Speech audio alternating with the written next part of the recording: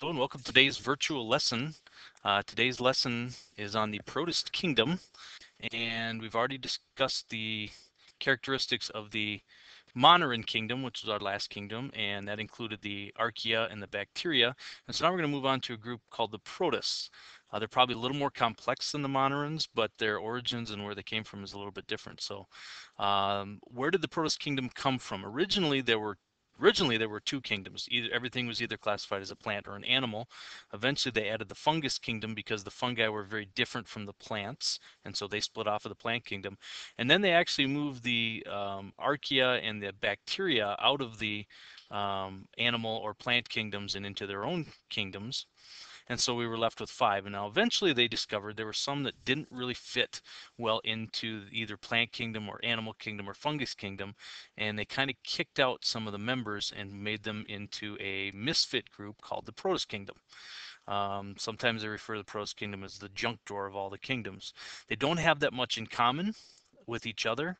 A few characteristics they may share. Many of them live in aquatic environments in the water, so in ponds, lakes, rivers, oceans. Many are motile, meaning they have the ability to move from place to place. Most of them have the ability to swim at some point in their life cycle. And all of them are eukaryotic, meaning that they have a nucleus and organelles in their cells. And so that's a more complicated cell than the last kingdom that we discussed. So those are basically the things they share in common. Mostly they just share in common the fact they didn't fit well into their original kingdoms, got kicked out, and are now in this junk drawer of kingdoms called the protists. A few characteristics that many of them share. Many of them are microscopic. They're made of only one cell. They're unicellular. But there are members of the group that are quite large. The largest are over 100 meters in length and very, very big. And so there's not a one-size-fits-all for the protists. Some of the members of this group are autotrophs. If you remember, that means that they manufacture their own food.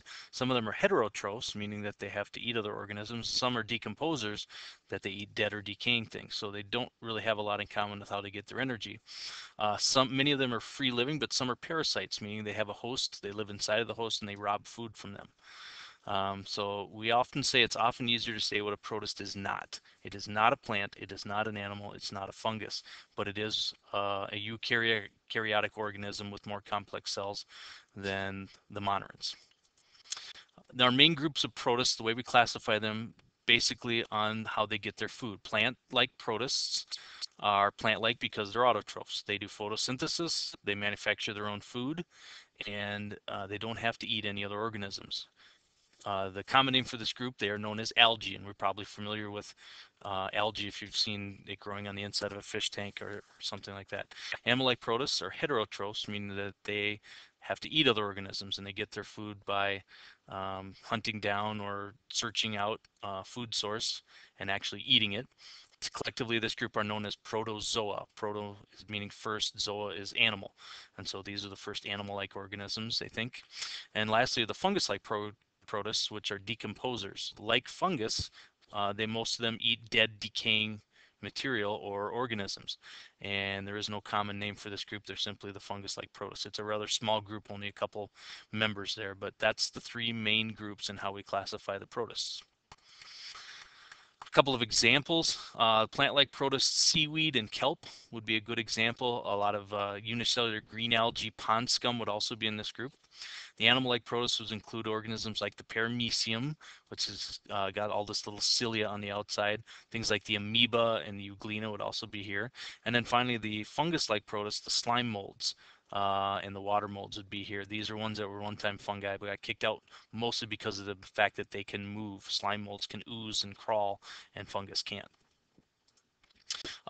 Lastly, the classification of the protists. When we look at them on their cladogram, their phylogenetic tree, they are, again, not much like each other genetically or trait-wise. The protozoa are actually genetically more like the animals. The algae are more like plants, and the fungus-like are more like fungi. So we call this group, again, the junk drawer. It's not so much what they are, but what they were not. And just because of a couple criteria, they get kicked out and into this kingdom. So this is our kingdom of misfits, and we'll be talking about each group in a little detail as we go on. So hope you enjoyed the lesson for today, and we'll see you in class tomorrow.